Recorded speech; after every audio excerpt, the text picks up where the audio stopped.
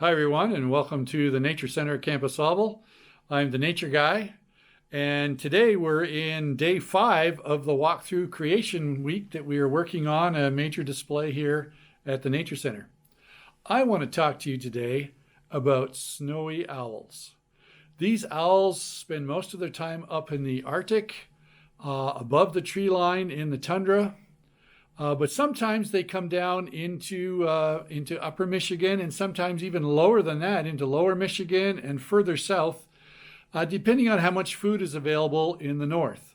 The adult birds do pretty well through the long, dark winter, but the young birds have a hard time going just by sound. They're very visual, and so they need light to find their food at first. And so a lot of the young ones will migrate south during the winter, to places where it's brighter, where there's sunlight, and that can help them find small mammals for their food. So we have them showing up in the UP fairly regularly. Occasionally, they'll come down much further south, depending on how bad the lemming year is up in the north. So not all snowy owls are the same, and I've been able to photograph several of them on the tours that I take, birding tours up to the UP. In fact, this weekend when you're watching this, there's a group of us up in the UP looking for owls and other cool birds. The one on the wall here is an adult male, and we know that because it's pure white all the way around, back of the feathers, tail, just a few small flecks of gray right on the ends of the wings. But it's a magnificent bird, and when you get to stare a live one of these, straight into their eyes and look at them, and they look back at you, it's just an incredible experience. So we're going to put him back on the wall here. And I'm going to compare this one to another snowy owl we have in our collection. This is a female snowy owl, and it's much larger. And it turns out that in birds of prey, the females are often the larger ones. They lay pretty big eggs and have to catch a lot of food for the youngsters. So birds of prey seem to have that the females are bigger than the males. Now, we know this is a female because it's larger and because it has a lot more speckling on it. Even on the top of the head there, you can see that. There's a lot of brown on this bird.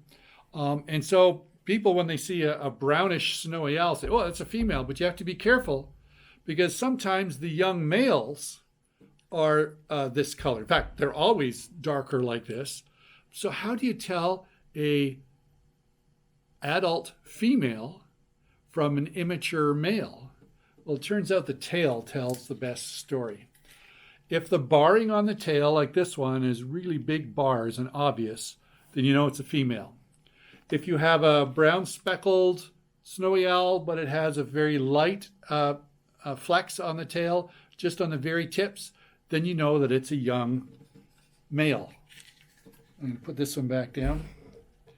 So we're hoping that this coming weekend we're going to see some of these owls up north, and hopefully you'll get a chance, if you haven't already, to be able to see a snowy owl. They are really spectacular birds. Owls, like all owls, they fly very silently.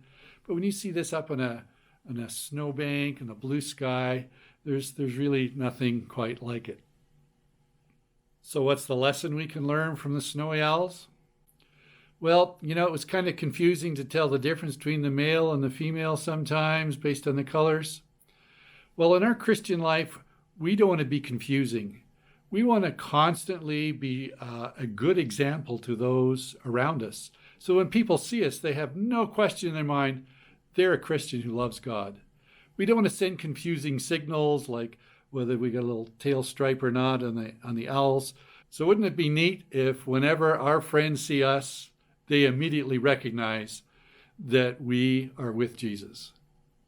That's the message that we want to send in our example every day. Thanks for listening. We'll see you next time.